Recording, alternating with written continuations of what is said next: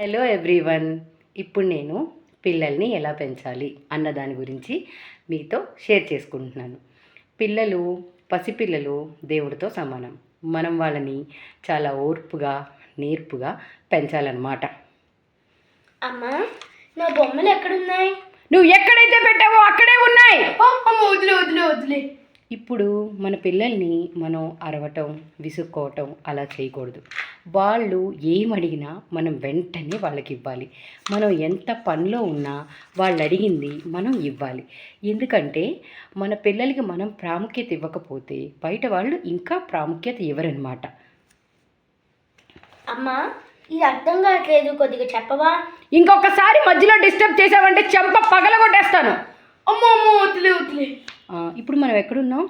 అదే పిల్లల్ని ఎలా పెంచాలా అని దాని గురించి మాట్లాడుకుందాం. మీరు కూడా మీ పిల్లల్ని నాలాగా చక్కగా ఓర్పుగా పెంచండి. Thank you for watching.